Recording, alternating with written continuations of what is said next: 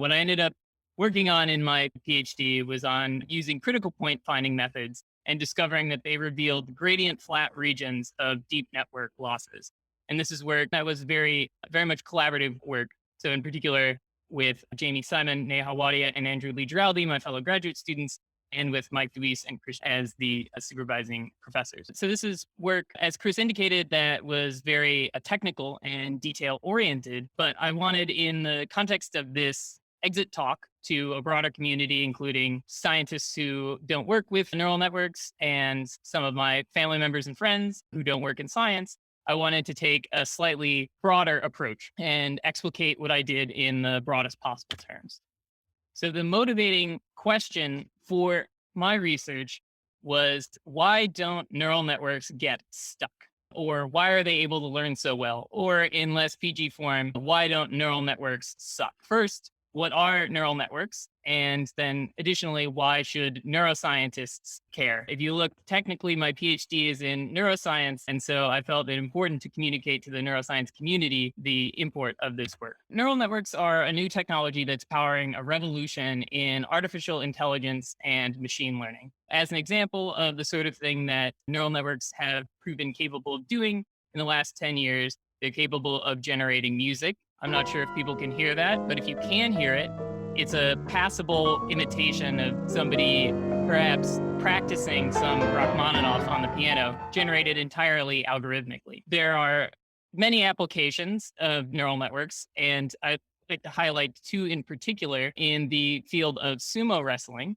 First, neural networks are capable of controlling a body in an environment and generating behavior. So what you see here is, I believe, from OpenAI, two agents controlled by neural networks, sort of primitive artificial intelligences, engaging in a wrestling match, who have basically learned to behave like sumo wrestlers. Keeping with the theme of sumo wrestling and neural networks, they're also capable of tasks that are much more creative and interesting.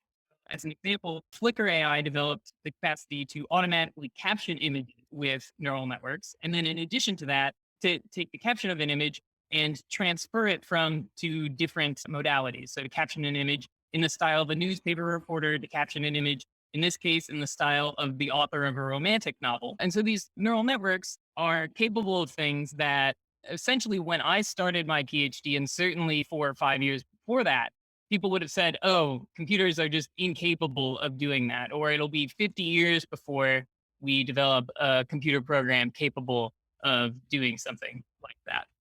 And this is very exciting because many of these behaviors, music, image understanding, complex motor behaviors, we really only had biological nervous systems as an example of a system that was capable of doing these behaviors.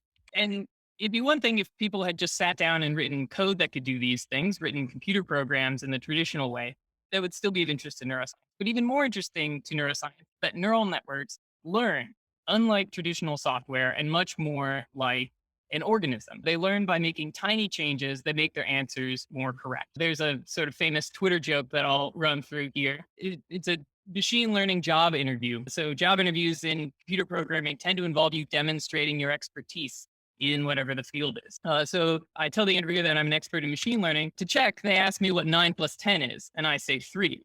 They tell me that that's wrong. It's actually 19. So I tell them it's 16. They tell me that's still wrong. It's still 19. I say it's 18. They remind me once again, it's not 18, it's 19. I finally reply, actually, yes, it is 19. And then I'm hired. The idea is that these machine learning algorithms in general, and neural networks in particular, learn from repeatedly making tiny adjustments to their answers to make them more correct. And so they have to be wrong, millions of times before they're right even once, which I would say anybody who has done a PhD might find that somewhat relatable. So neural networks will stop learning when tiny changes stop helping. You can imagine this as being something like the motion of a ball. So the ball represents our neural network. And let's say that it's inside this quark bowl here. The ball will roll to minimize its energy. It is a principle from physics. So if I start it up on the top of the ball will make a tiny change in its position. It will begin to roll in the direction of the bottom of the bowl. And it will eventually stop moving when it reaches the very bottom. And so the direction that the ball is moving at any given time is called, in the neural network case, a gradient. And the method by which neural networks are trained is called gradient descent. So we start off with a network that is not very good at solving the problem we would like it to solve. And then we make iterative tiny adjustments until it becomes very good at the problem that we'd like it to solve.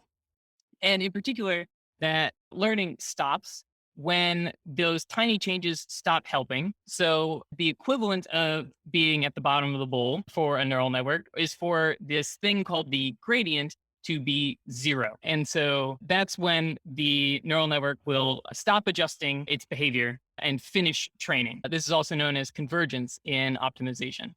So these points are going to turn out to be the primary focus of the work presented in this talk. In addition to being able to perform behaviors that nervous systems are capable of performing and getting to the point of performing those behaviors in much the same way that a nervous system does, neural networks are also, in their very architecture and construction, inspired by the brain. So on the left-hand side of the screen, you'll see a drawing of some cells in the cerebellum dating to the turn of the 20th century. Some famous drawings by Ramon y Cajal, who won the Nobel Prize for this and related work. One of the key insights that Ramon y Cajal had was that there were these interconnected networks of cells. So on the left-hand side, you can see some fibers going from left to right.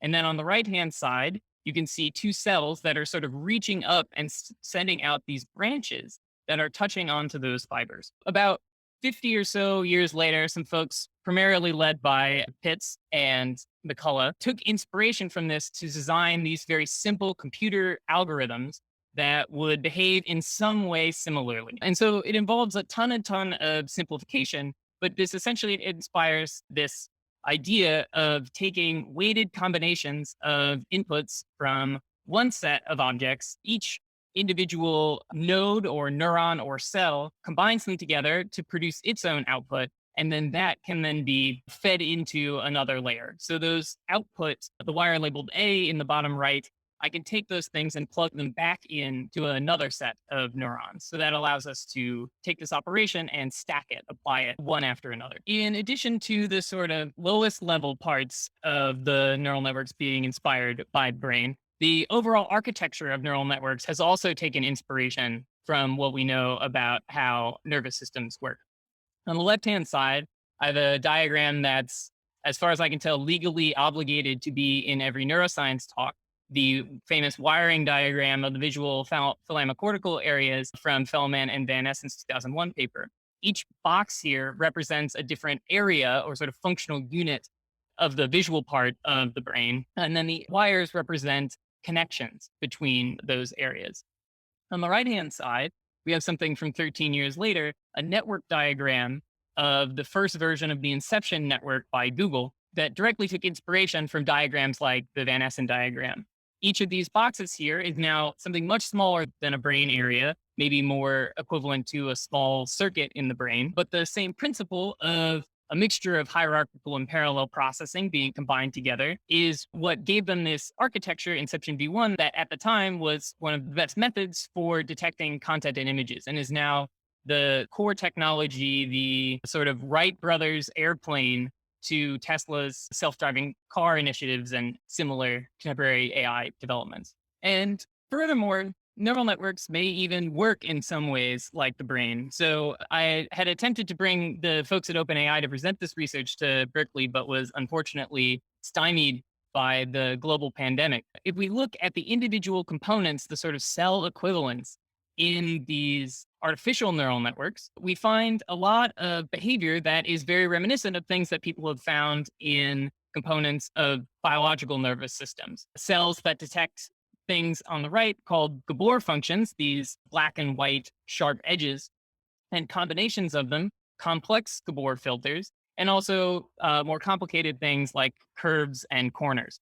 So there's a really excellent explication of this research on distill.pub that I highly recommend to any neuroscientists who are interested in understanding neural networks better and in connecting them to their own neuroscientific research. But so the question that motivated me was, why does this work? There's a lot of appeal to designing an artificial intelligence based off of the intelligences that we know best, biological intelligence. But once you get done with your review of neuroscience and turn things into math, in the end, you just got math. And there should be an explanation for why these things work in terms of the math itself. So I wanted to understand why this sort of setup was capable of doing all the things that it's capable of doing. And of course, that's a sort of broad research goal for an entire field for decades. And so I focused in on something a little bit narrower.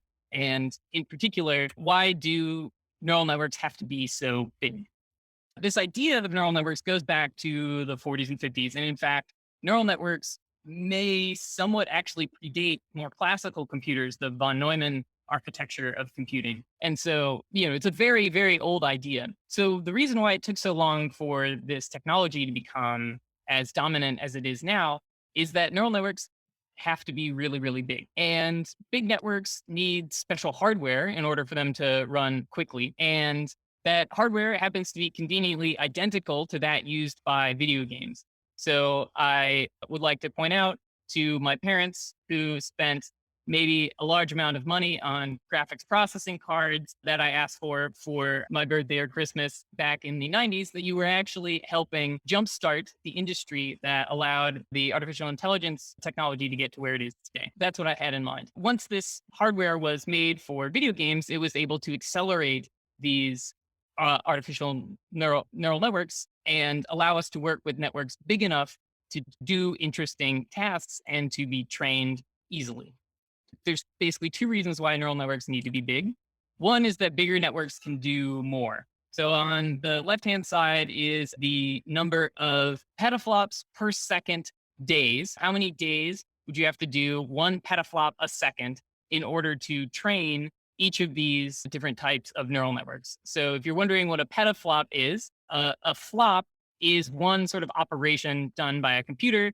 And a petaflop is a number of flops, roughly equivalent to, if each flop were a raccoon, it would be enough raccoons to fill the Grand Canyon. The number of petaflops per second days required to train, for example, AlphaGo Zero, which is a neural network that was able to finally beat the best human Go players at Go, is about 5,000 petaflop per second days. Enough raccoons to fill the Grand Canyon every single day for 15 years. People have found that in order to be able to do these complicated tasks, you'll see neural machine translation there. That's a technology that underlies Google Translate. AlexNet is a network very similar to the Inception network presented previously. These things require tremendous quantities of computation. And we found that you can shrink this by a certain amount, but there's a sort of floor of just raw amount of computation necessary in order to be able to do interesting things. So that's actually somewhat intuitive, right? We like to think that humans are smarter because we have bigger brains, the biggest brain by certain kinds of calculations. So it's maybe not so surprising that something that's big can do more. What I found really interesting was that bigger networks are actually easier to train. So on the left-hand side is this big, beefy Inception network with 5 million parameters. This network does not get stuck while it is training, while something like one of the very first neural networks to be trained via contemporary methods, this network, the XOR network from 1988, does in fact get stuck quite often. You have to take a sort of Spartan approach to training your neural networks when they get stuck, which is that any of them that train for a while and end up not doing very well, you just dispose of. Given that these networks are already consuming tremendous amounts of time and energy, that's a big cost to have to pay. We're talking days, weeks of compute time running very powerful machines at very high capacity. It's actually a very important part of the story of why neural networks are so effective, that they do not get stuck. The explanation for why this was the case, why neural networks don't get stuck around the beginning of my graduate career, was something called the no bad local minima hypothesis. And this is basically the simplest way of understanding what it might mean for these tiny changes that neural networks make to always be enough to learn. There are many cases where humans learn things by these sort of large leaps of logic. And so we don't always make just tiny changes to our behavior, but often make very large changes. And by those, develop new skills and learn to do new things. But For neural networks, these tiny changes are always enough. The simplest mathematical model of this is to go back and look at these points where neural networks will stop learning. Mathematically, these places where tiny changes stop helping. So the three main classes of places where a neural network would stop learning are local minima here on the left. So here at the bottom of this guac hole, there's a point where tiny changes locally won't help you. Here at the top of this upside down guac hole, there's also a point where a neural network would stop learning. This one's a little bit less intuitive than the one on the left, but this is also a point where if you look very, very closely at the exact top of this bowl, if you zoomed in, you would see a flat line rather than a line with a slope. This is the condition of having a gradient of 0.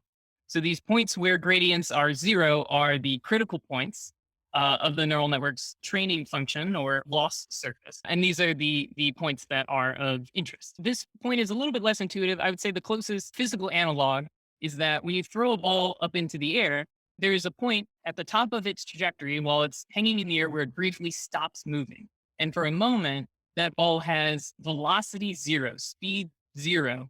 It's still accelerating and changing its trajectory, but for a brief moment, it has 0 speed. This top point here is the equivalent of that in this case. And then in between, we have something that looks a little bit more like a Pringle.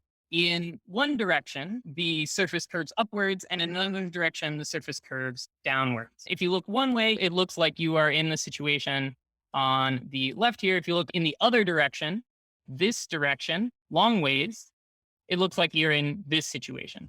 These properties that I'm pointing out here are the curvature properties of these critical points. How does the surface bend? And the most important quantity for this talk is called the index of the critical point, the fraction of negative curvature directions. And negative curvature means downward pointing curvature. So a local maximum has index 1 because it has all negative directions. A local minimum has index 0 because it has only positive curvature directions. And then in between, any number in between is a saddle point. And since our neural networks are very big, it turns out this function has many, many dimensions. It's not just 2 dimensions like these objects here. And so we can have values anywhere between 0 and 1 effectively. These local minima are the points at which neural network training will generally stop. And so if we want to understand neural network training, we need to understand these local minima. The thing we're worried about for when our neural networks would not work, when training them by tiny changes would not work, is the case of a bad local minimum.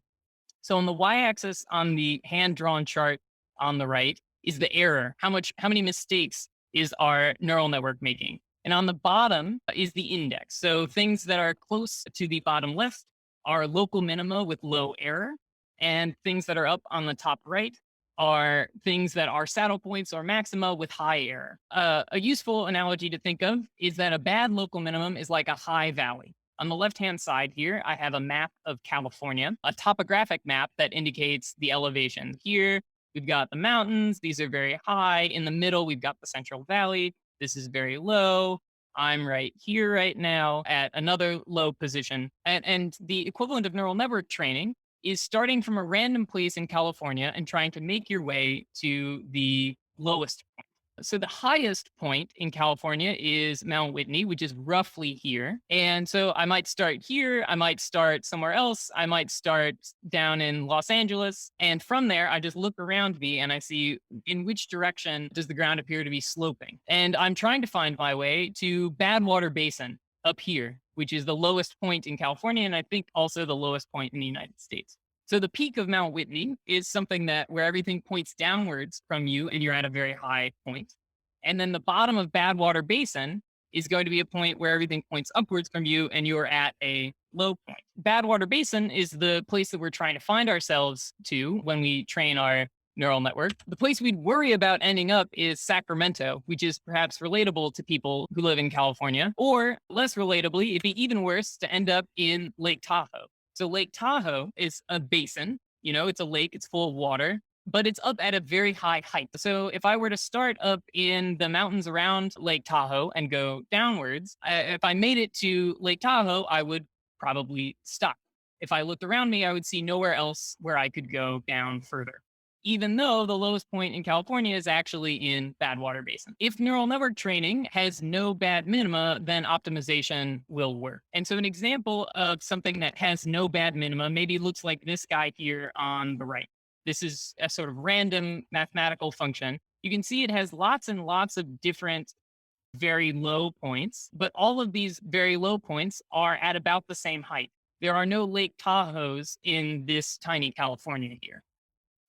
So what this looks like is that whenever the index is low, whenever things look like a local minimum, the error is very low as well. So there are only good local minima, or this network has no bad local minima. And building off of mathematical models, we can also say that we might expect this particular shape here. As the number of downward pointing directions goes up, the amount of error also increases. This is motivated by some physical models related to the formation of classes. So in order to check this hypothesis, people have employed these critical point finding methods. So CPF is going to be an acronym I use for critical point finding. Instead of trying to minimize the error, we make tiny changes in order to minimize the gradient, in order to minimize the tiny changes we would make if we were trying to train. We're essentially taking the same approach we did to make our neural network better, to make the point we're at look more like a critical point. So we start off by running a normal neural network training. It's following making tiny changes. And then at a certain point, we switch over and start trying to find the nearest critical point, which might be the peak of Mount Whitney, it might be a local maximum. It's more likely to be something like that Pringle, a saddle point, some pointing up, some pointing down, and it might be a local minimum.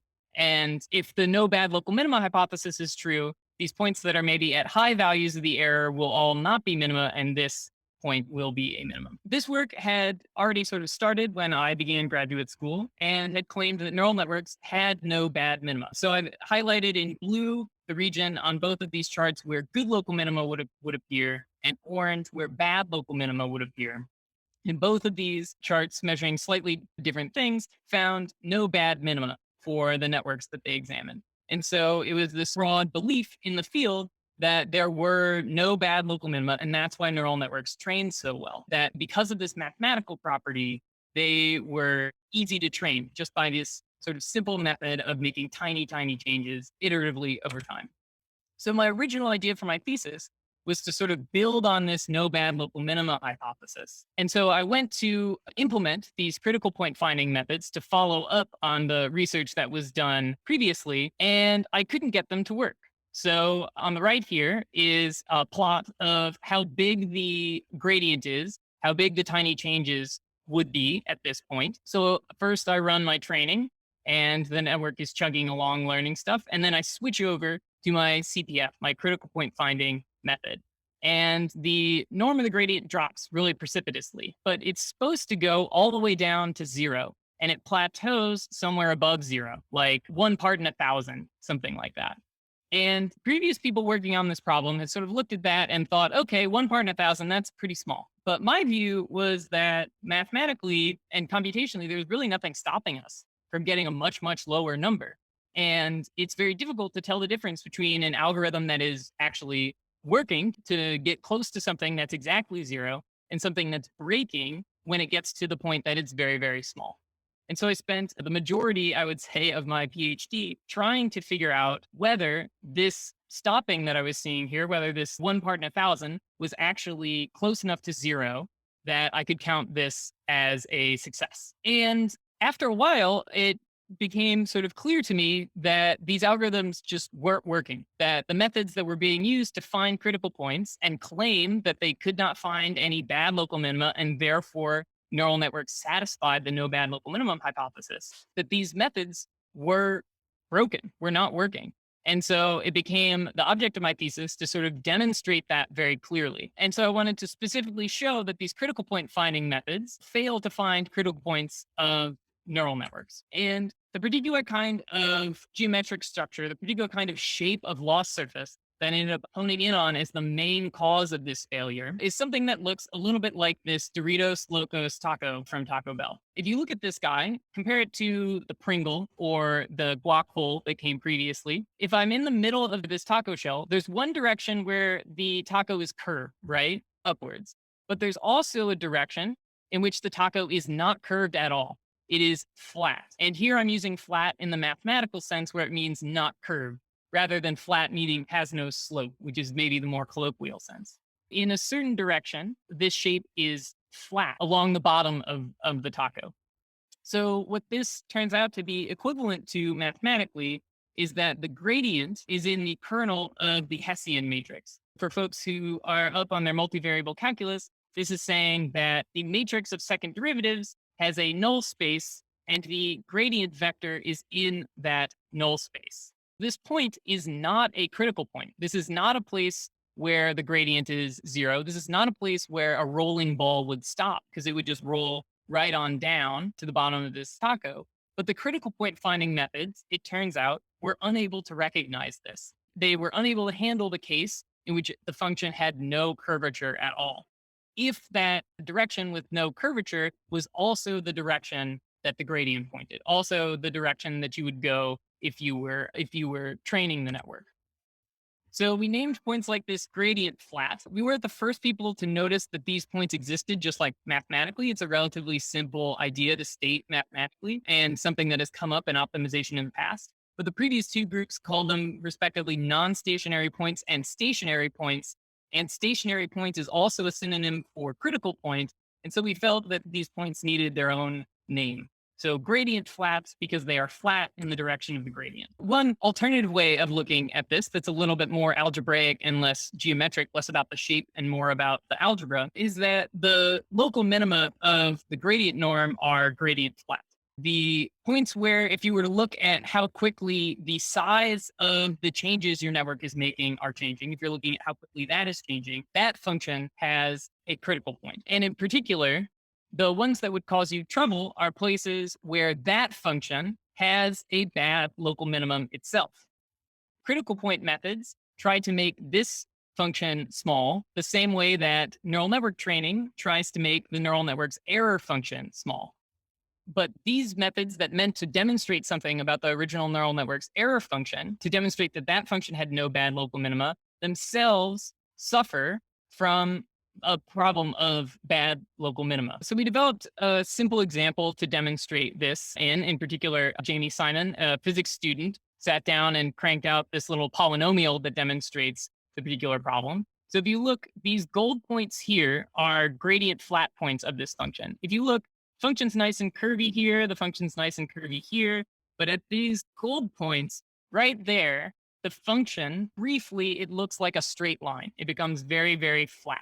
The gradient of this function happens to also point in this direction. And so these are gradient flat points. One of them, this guy here, is also a point that is a local minimum of this other function, checking how big that gradient is. And then the true minimum of this function, the global minimum, the best point, is this dark blue point here, which is much, much lower in gradient norm. And we demonstrated that the critical point finding methods that had been used previously are in fact attracted to these points. I initialized them from a whole bunch of different points on this surface, and the ones in gold converged to this gradient flat point, and the ones in blue converged to the critical point that they were trying to find. And so we demonstrated that in this very simple example where we can control everything that was happening and explain everything that was happening, that these methods were not always finding critical points, but we're sometimes finding these gradient flat points, which have possibly much, much higher gradient norm. So what does that tell us about this prior work? It suggests that they might not have been finding critical points at all, much less been able to demonstrate that there are in fact no bad local minima. So we had already demonstrated that these critical point finding methods could end up in gradient flat regions or at gradient flat points in this simple toy polynomial example. We then went and demonstrated that the same phenomenon occurs for neural networks. In this plot, I'm showing the norm of the gradient of the neural network over time as I apply a critical point finding method. And in blue, I've highlighted the trajectories that converge to critical points. So not all of the trajectories are highlighted in blue. The critical point finding method is not always finding a critical point. On many other runs, it finds a gradient flat point instead. So all those runs are highlighted in in gold. And then on some runs, it finds something a little bit different. One way we measured this, we came up with a numerical measure for gradient flatness and tracked it throughout the entire process of finding critical points. And we showed that on some of the runs, this measure of gradient flatness shot up all the way to its effectively like maximum possible value. So not only are these regions like moderately flat, a little bit flat, they're extremely flat. They're effectively maximally flat as can be. And there are lots of them. Basically, twice as many of my attempts to find critical points found gradient flat regions instead of critical points. And even more importantly, when we go back and recreate a chart like the chart from the earlier papers that relates index of the point that's found to the error, I found that the gradient flat points that I found qualitatively matched the findings of the other papers. We're working on a slightly different problem, so it's hard to make an apples to apples comparison, but you can see that we find that there are gradient flat points that look like minima and have low loss, and that as I increase the number of negative directions, as I increase this index value, that the loss goes up at those points. So that's indicated by these points in gold here. Whereas the critical points that I found looked completely different. The critical points looked nothing like what previous people had reported. And so this suggests to us that this previous work had found these gradient flat points rather than critical points. And in addition, they didn't really report how well they were doing on this gradient norm metric, this thing that should be 0 when you are at a critical point. But the one or two times that they mentioned something that you could use to infer how well they're doing, their values are on this chart sort of up in this range. And other papers reported values down in this range.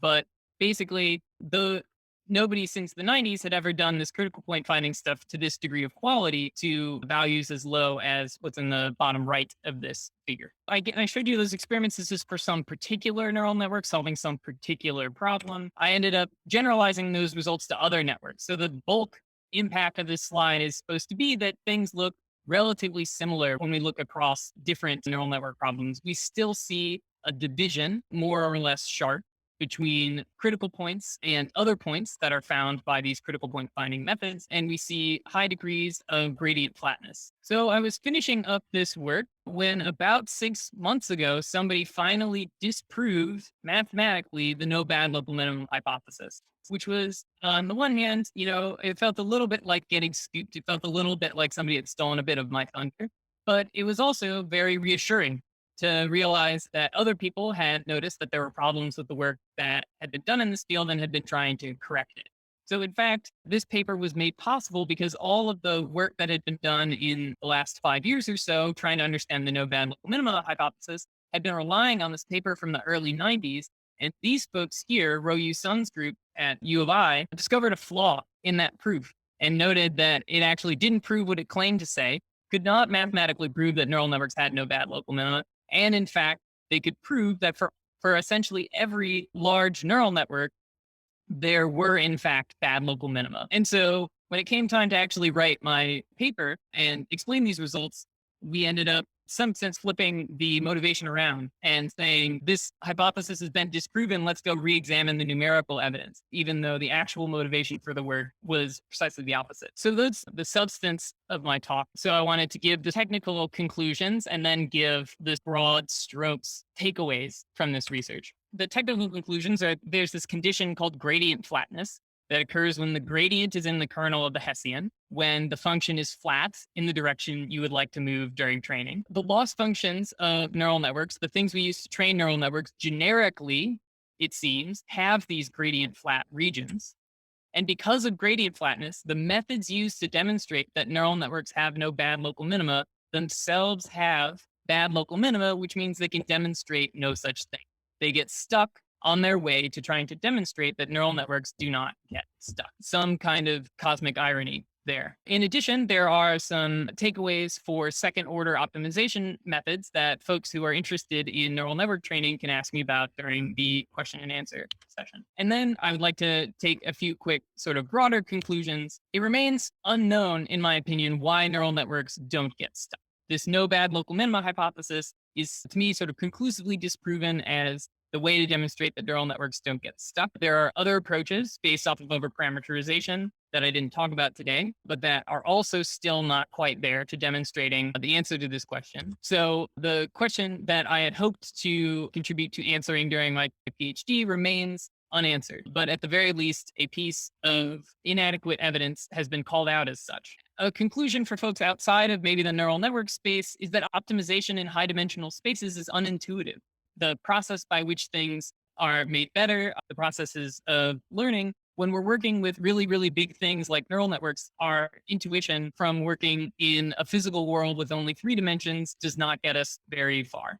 And it's very difficult to get a handle on these things mathematically. And finally, for neuroscience broadly as a whole, even when we in principle know everything, in something that's a very simple model of neural computation like a neural network, we find that true understanding really easily eludes us. There are so many details to get correct. There's such a great degree of subtlety in the process of computation and training that it's very easy to get sidetracked. And so this, I think, counsels a certain degree of caution and circumspection as we approach the problem of trying to understand the brain, which is many, many times more complicated than any artificial neural network and, unspeakably more difficult to work with in my experience. So with that, I'd like to thank my partners in crime, aka co-authors, Neha Wadia, Chris Bouchard, Andrew Lee Giraldi, Jamie Simon, and Mike Luis, who all contributed substantially to this work and without whom this work would not have been possible. And I'd also like to thank my sources of funding, the National Science Foundation, the Helen Wills Neuroscience Institute, and the Lawrence Berkeley National Lab, and the folks at the Redwood Center for Theoretical Neuroscience, where I work, for their support.